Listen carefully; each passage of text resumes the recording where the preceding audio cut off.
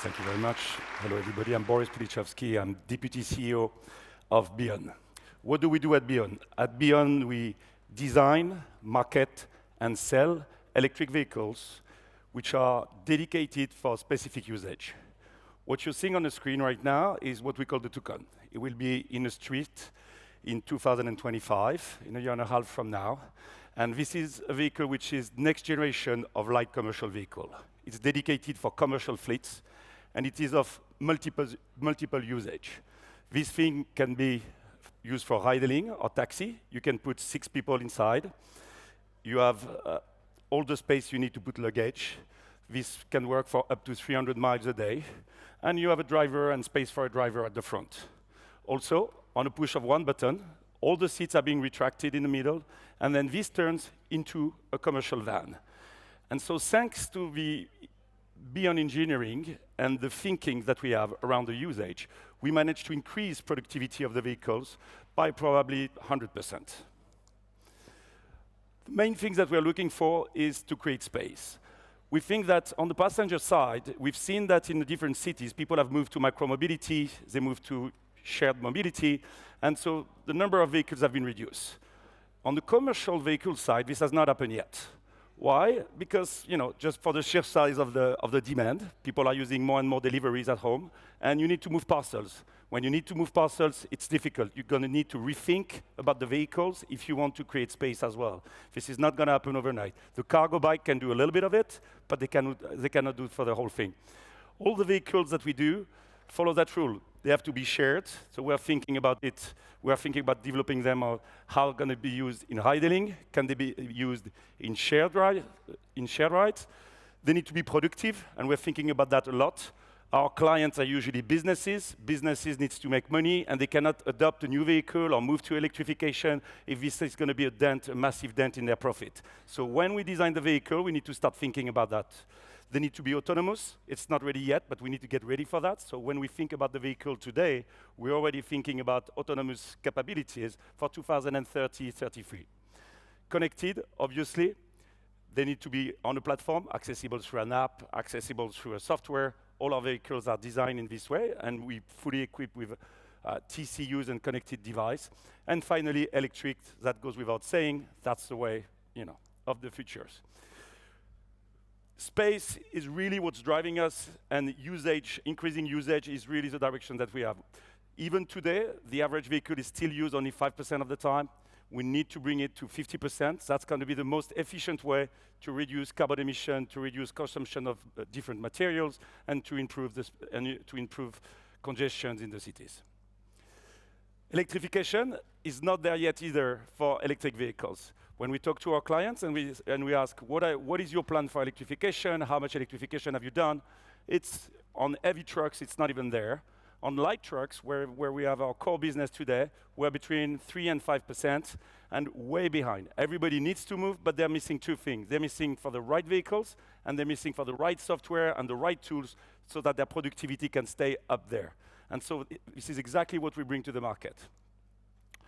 2 types of things. So first, we bring some vehicles which are designed by us and in production with Chery, which we bring into the market. So this vehicle that you see on the right-hand side will be there in January this year, fully dedicated to delivery with something we call the smart dispenser at the back, at the right price as well. And then all of the vehicles are connected through a fully integrated system that connects the vehicle to the depot to the charging station to the photovoltaic to the batteries outside. So you can track your fleet, not only outside, but also on your software, so that the move to electrification is seamless in terms of productivity. Again, we're focusing on productivity. You see the lineup of our vehicles. 2 first one, Sherpas, which have been now discontinued and will be produced a little bit in the US. The 2 next one, what we call the Pelican, and finally the Toucan that's coming the next years. So why so many vehicles, and why and what is the plan that we do? So in the way we've been thinking about the company, the goal is to go to autonomous driving and to reach that bubble that you see there. Yeah? But how do you get there, and how do you get there in a profitable manner? Profitability was at the heart of the theme, and how do we manage to produce vehicles on the way that generate enough revenues for us to actually hold and get to the dream that we have in the end.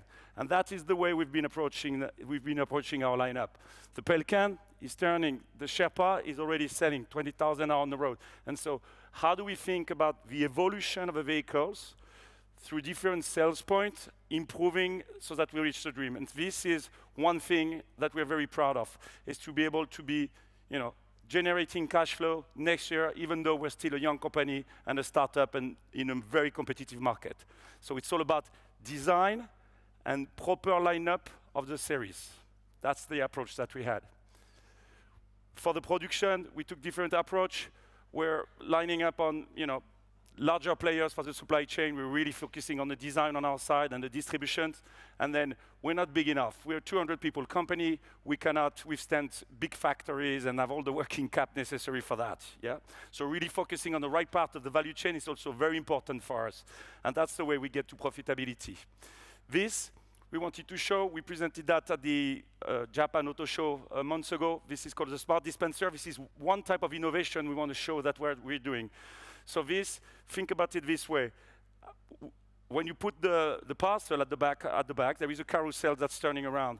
When the car is at the right place, the carousel has already pre-positioned the pack so that the driver can go down, take the package, and makes the delivery. It sounds like nothing, but in this business, 15 seconds saved on each delivery. When you're Amazon, when you're DHL, when you're Swiss Post, it makes a huge impact in terms of efficiency, profitability. And that's the way you can bring vehicles which are different. And thanks to this type of innovation, we managed to get our positioning within a very competitive market. This as well is, I was talking about it at the beginning, it's also our core case, and we're very proud of it when it comes here. The idea to actually have a dual role for each vehicle, both on the delivery side and on the ride-hailing side, is very important. So that vehicle could be doing some ride-hailing during the day, some delivery at night. You can choose. Usage for those things will be probably double than what they are right now. They're not even supposed to go back to any garage at any point of time. We want them on the road the whole time. It is made to never stop. The idea for that, it's a fleet. It will have 2 points to stop, which is a charging point, and the rest of the time it's in the road. So that's going to be doing the work of about 4 vehicles of today, just in a single vehicle. And then becomes a different topic. It's just about the financing and getting the price point right. We get the price point thanks to our partner. We go to wherever we can find the best pricing points today, and we don't go into the productions. Finally, we also provide a set of softwares. The main blocker for electrification, for moving to electrification for the commercial fleet today is always the same question.